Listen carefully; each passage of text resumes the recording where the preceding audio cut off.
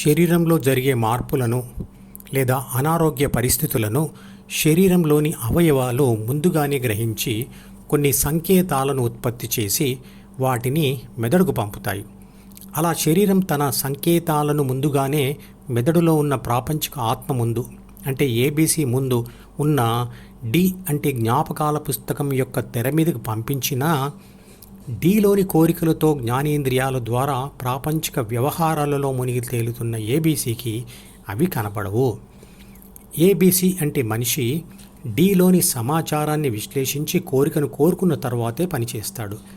పని చేస్తున్న సమయంలో కూడా సమాచారం కొరకు మళ్ళీ డీనే సంప్రదిస్తూ ఉంటాడు. అలా డీని నిరంతరంగా చదువుతూ మనిషి బిజీగా ఉంటాడు. ఏబీసీ కోరికలను తగ్గించుకుంటే పనులు తగ్గుతాయి. పనులు తగ్గితే ఏబీసీ డీని చదివే అవసరం తగ్గుతుంది.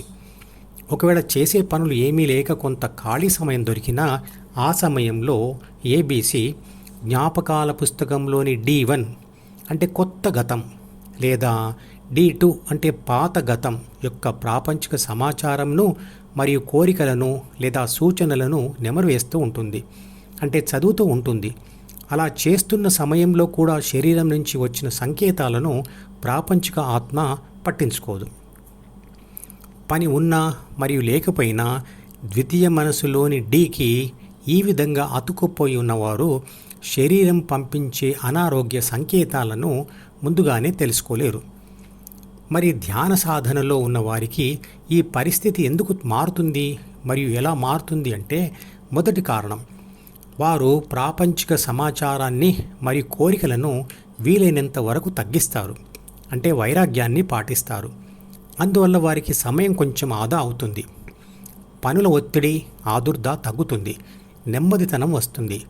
వైరాగ్యాన్ని పాటించడం వల్ల అనవసరమైన ప్రపంచ సమాచారం మరియు కోరికలు రాకుండా ఆగిపోతాయి. ఇక రెండవ కారణం, ఇంట్లో ధ్యానం చేస్తూ హృదయం లాంటి ఏదో ఒక తటస్థ స్థలంలో ప్రాపంచిక ఆత్మ తన ధ్యాసని బలవంతంగా నిలిపే సాధన చేస్తూ ఉండడం వల్ల ఇదివరకే డీలోకి వచ్చి చేరిన గత ప్రాపంచిక సమాచారం మరియు కోరికలు వాడకపోవడం వలన అవి క్షీణిస్తూ ఉంటాయి. అందువలన గతాన్ని నెమరువేసే సమయం తగ్గుతుంది. అంటే ధ్యాన మార్గంలో ఉన్న ప్రాపంచిక ఆత్మ వీలైనంత గత సమాచారాన్ని మరియు భవిష్యత్తు కోరికలను వైరాగ్యంతో వదిలి సాధ్యమైనంతగా ధ్యానం చేస్తూ వర్తమానంలో ఉంటుంది. అందువల్ల శరీరం నుండి వచ్చే సంకేతాలను ఏబీసీ తెలుసుకునే వీలుంటుంది. సంపూర్ణ ధ్యాన ఫలితం పొందిన యోగికి గతం బాధలు మరియు భవిష్యత్తు కోరికలు మరియు భయాలు పూర్తిగా ఉండవు. ధ్యాన ఫలితంగా ఏబీసీకి శరీర అనారోగ్య సంకేతాలు తెలియడమే కాకుండా ద్వితీయ మనసు యొక్క డీలోని విషయాలను మాట రూపంలో లేదా పని రూపంలో బయటకు రాకముందే చూసే నెమ్మదితనం వస్తుంది. అందువలన వాటిని అది తేలికగా నియంత్రించవచ్చు. అందువల్ల శరీర ఆరోగ్యం మరియు మానసిక ఆరోగ్యం కాపాడుకోవచ్చు. జీవితంలో వ్యక్తుల మధ్య జరిగే సంఘర్షణలను తప్పించవచ్చు. ధ్యానం వల్ల తొందరపాటు తగ్గుతుంది. బాగా ఆలోచించి మాట్లాడడం మరియు పని చేయడం ఉంటుంది. అందువల్ల శారీరక మరియు మానసిక వ్యతిరేక ఫలితాలు రావు. మనుషుల మధ్య గొడవలు ఎక్కువగా తొందరపాటు ఆలోచనలు మరియు పనుల వల్లే వస్తాయి.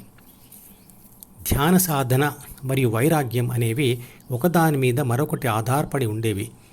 ధ్యాన సాధనతో ప్రపంచం పట్ల వైరాగ్యం వస్తుంది మరియు ప్రపంచ సుఖాలపై వైరాగ్యం పెంచుకుంటూ ఉంటే ధ్యాన సాధనకు సమయం దొరుకుతుంది మరియు ఆసక్తి పెరుగుతుంది. ధ్యాన అభ్యాసం చేస్తూ ఉంటే దాని ద్వారా కలిగే సుఖము, శాంతి, ఆనందము ఆ ధ్యాన అభ్యాసమునకు అతుక్కుపోయేలా చేస్తుంది. అప్పుడు సహజంగానే ప్రాపంచిక సుఖాల పట్ల, బంధాల పట్ల వైరాగ్యం ఏర్పడుతుంది. ఉదాహరణకు మద్యపానం, జూదం లాంటివి వ్యసనాలుగా మారి మనిషిని అన్ని ఇతర ప్రాపంచిక బంధాలకు దూరం చేస్తాయి కదా.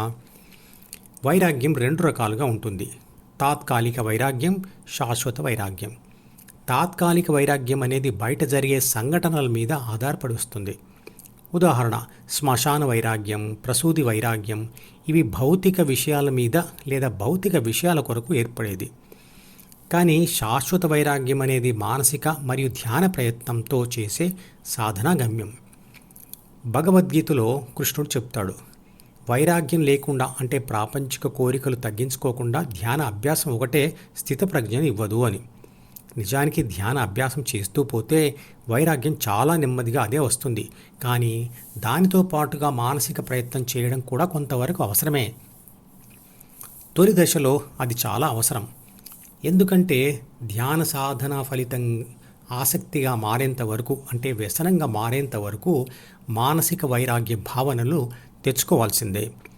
అందుకోసం చేసే పనులలో దానం ఒకటి, తపస్సు మరొకటి. తపస్సు అంటే శారీరక సుఖాలు వదులుకోవడం, మానసికంగా కోరికలు కోరుకోకుండా ఉండడం, ఇంకా వాక్కు ద్వారా అంటే మాట ద్వారా మన కోరికలను ఆలోచనలను చెప్పకుండా ఆపడం. అంటే దానం మరియు తపస్సుల ద్వారా వైరాగ్యం సాధించబడుతుంది. దీంతో పాటుగానే చేయవలసింది అభ్యాసం అంటే ధ్యానం. మధుపదం యూట్యూబ్ ఛానల్లోని ప్రతి వీడియోకి ఒక నెంబర్ ఇవ్వబడింది. 1వ నెంబర్ వీడియో నుండి మొదలుపెట్టి వరుసగా చివరి వీడియో వరకు చూస్తేనే ఆత్మశాస్త్రం సంపూర్ణంగా అర్థమవుతుంది.